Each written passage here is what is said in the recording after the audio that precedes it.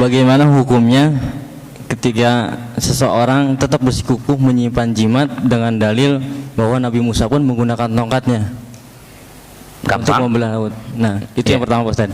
Yang kedua, bagaimana untuk menangkal, misalkan kita meruqyah seseorang, orangnya sembuh, tapi istri dan anak kita di rumah kesurupan. Bagaimana, Pak Ustaz? Baik. Ya, terima kasih. Ya, baik. Untuk yang pertama, jawabannya ada dua. Ada seorang sahabat membawa lembaran Taurat kepada Nabi SAW. Ya. Kemudian sahabat bertanya, ya Rasulullah, apa ini? Tolong terangkan. Taurat itu kitabnya Nabi Musa kan? Ya. Maka kata Nabi Muhammad SAW, seandainya Musa ada di hadapanku, pasti dia sholat di belakangku.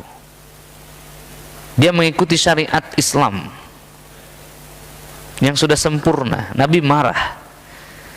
Nabi SAW marah dibandingkan Islam dengan syariatnya Nabi Musa. Bayangkan betapa marahnya Nabi SAW ketika jimat disandingkan dengan mukjizatnya Nabi Musa. Jauh tanah ke langit antara mukjizat dengan jimat. Jimat ini barang-barang yang hina dan busuk, simbolisasi setan. Jangan bandingkan dengan mukjizat yang agung. Itu jawabannya. Jangan bandingkan antara mukjizat dengan sihir. Kasihan Pak, begitu. Tidak ada bandingnya mukjizat dengan sihir. Dia membawa dalil yang sangat lemah. Dia mengatakan saya simpan jimat karena Nabi Musa menyimpan tongkat. Nabi Musa itu mukjizat, bukan jimat. Betul nggak? Bukan jimat, salah dalil. Nah, untuk menghadapi orang yang begitu, tinggalkan. Ya. Yang kedua, bagaimana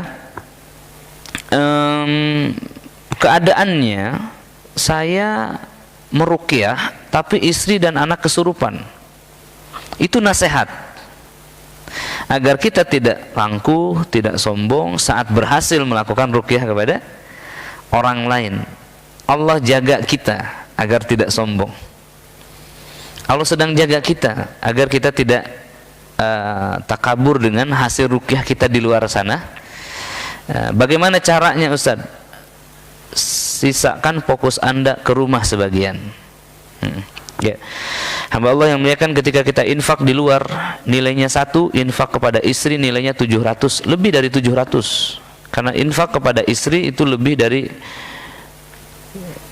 dari infak fisabilillah, melebihi infak fisabilillah yang nilainya 700 kali lipat. Jadi kalau kita infak nih Bapak sekalian untuk mendanai perang misalkan, ya, infak kepada janda-janda mujahid yang syahid misalkan, ya, atau infak beli kuda di Palestina misalkan, ya, dan infak kepada istri, maka lebih besar pahalanya infak kepada istri. Maka menolong tetangga sebelah dan menolong istri pasti pahalanya lebih besar menolong istri gitu. Nah, hanya saja istri itu tahu kartu mati kita, tahu keburukan kita. Nah, itu yang harus diperbaiki. Perbaiki harga martabat kita di hadapan istri. Ya, kurang lebih begitulah, ya. Dan kemudian setelah berhasil meruqyah orang lain, maka minta doanya.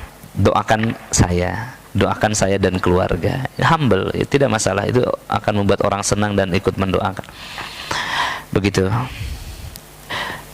Intang surullah yang surkum wa yusabit aqdamakum. Tolonglah agama Allah, niscaya Allah akan tolong kamu dan Allah akan tegapkan kaki kamu.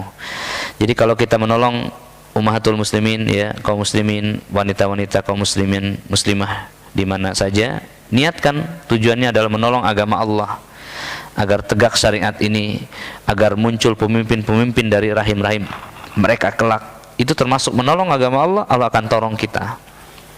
Insya Allah Allah akan buktikan, ya, ketika kita menolong orang lain, Allah tolong kita dan keluarga kita, insya Allah.